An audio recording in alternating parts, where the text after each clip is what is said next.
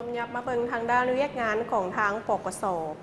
เนาะของทางเมืองสุขภามีความเติบใหญ่ในการเข้มแข็งเป็นทางด้านระบบการจัดตั้งได้รับการปรับปรุงให้มีความทันสมัยซึ่งว่ากำลังป้องกันชาติป้องกันความสงบมีภาระบทบาทปกปักรักษาประเทศชาติความมั่นคงของระบอบใหม่ก็คือเสถียรภาพทางด้านการเมืองความสงบและความเป็นระเบียบเรียบร้อยของสังคมโดยเฉพาะก็แมนยุทีทางเมืองสุขุมาแขวงจำปาสักแมนได้มีการยกสูงการปรับปรุงการก่อสร้างกำลังปกสให้มีความเข้มแข็งรอบด้านติดพันกับการแก้ไขปัญหายาเสพติดตามเนื้อในวาระแห่งชาติให้ปรากฏผลเป็นจริงซึ่งทานพันโทศรีสุขรัตนวงศ์กรรมการพรรคเมืองหัวหน้าองค์การทางด้านกองบัญชาการปกสของเมืองยังได้มีการให้หู้ว่าตลอดระยะเวลา5 ปีที่ผ่านมาภายใต้การนำพาชี้นำขององค์คณะพรรคเมืองสุขุมากำลังป้องกันชาติป้องกันความสงบมีความเติบใหญ่เข้มแข็งเถื่อละก้าวระบบการจัดตั้งก็ได้รับการปรับปรุงให้มีความทันสมัยคณะพรรคคณะบัญชาส่งกำลังได้มีการเอาใจใส่ในการจัดตั้งพันขยายแนวทางนโยบายของพรรคว่ารวมว่าเฉพาะก็คือแนวทางป้องกันชาติป้องกันความสงบทั่วปวงชนจนรอบด้านของพรรคโดยได้มีการหันเอาแนวทางดังกล่าวเป็นแผนการแผนงานและโครงการไปนำพาจัดตั้งปฏิบัติเวียกงานตัวจริงโดยมีผลสำเร็จในหลายด้านอันสำคัญได้มีการเอาใจใส่ในการศึกษาอบรมทางด้านการเมืองแนวคิดติดพันกับการปรับปรุงการจัดตั้งพรรคปลอดภัยเข้มแข็งนักแน่นและสร้างกลุ่มกองเข้มแข็งจัดตั้งศึกษาอบรมเป็นการฮัดแอบศิลปยุทธวิธีอย่างเป็นระบบในทุกๆปีให้แก่กำลังอยู่ขันเมืองกำลังกองหลอนปกสบ้านตามโครงการของกระทรวงป้องกันประเทศและกระทรวงป้องกันความสงบเฮ็ดให้กำลังประกอบอาวุธได้มีการเติบใหญ่เข้มแข็งทางด้านปริมาณและคุณภาพซึ่งท่านพันโทดาวีสามีไซหัวหน้ากองบัญชาการทหารของเมืองก็ยังได้มีการกล่าวว่า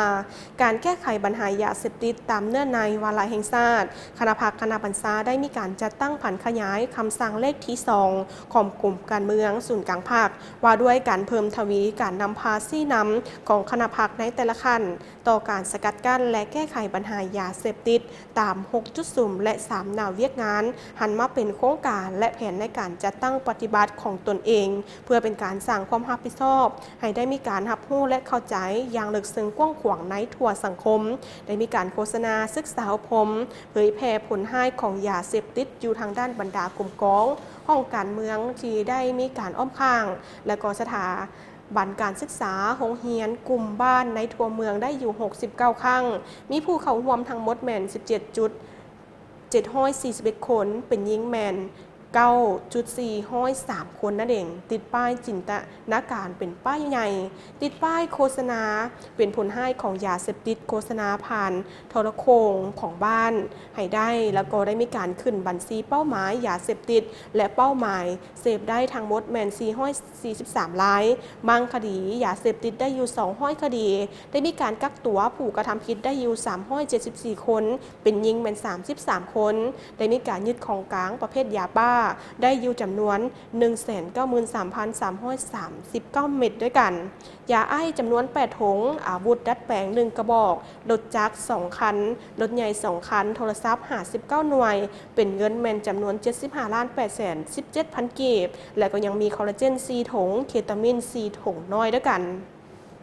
พร้อมนี้ยังได้มีการสืบต่อในการจัดตั้งผันขยายแนวทางป้องกันชาติป้องกันความสงบทั่วปวงชนอย่างรอบด้านของพรรคก็คือในการปรับปรุงก่อสร้างกำลังประกอบอาวุธให้มีความหนักแน่นเข้มแข็งอย่างรอบด้านติดพันกับการจัดตั้งปฏิบัติหน้าที่ในการแก้ไขปรากฏการณ์ย่อท่อในสังคมและวาระแห่งชาติว่าด้วยการแก้ไขปัญหายาเสพติดให้มีประสิทธิผลที่ดีขึ้นกว่าเก่าและเพื่อเป็นการคำนับรับต้นในการสมเสยกองประชุมใหญ่ครั้งที่9ขององค์คณะพรรคเมืองที่จะได้มีการเปิดขึ้นในมม.นี้ทาง2กำลังปกสต้องได้มีการสวมใส่ในการสกัดกั้นและแก้ไขปรากฏการณ์ย่อท่อในสังคมให้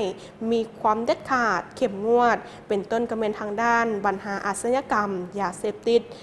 อุบัติเหตุตามท้องถนนหลวงและก็ปัญหาอื่นๆให้รับประกันถึงทั่วเมืองสุขุมามีความสงบอย่างรอบด้านการเมืองมีความเป็นระเบียบเรียบร้อยและปลอดภัยทางสังค ขมตื่มอีกด้วยทานผู้ชมเนาะอันนี้ก็ถือว่าเป็นอีกหนึ่งภาพบรรยากาศที่มีความหมายความสำคัญเป็นเวียกงานกำลังปกส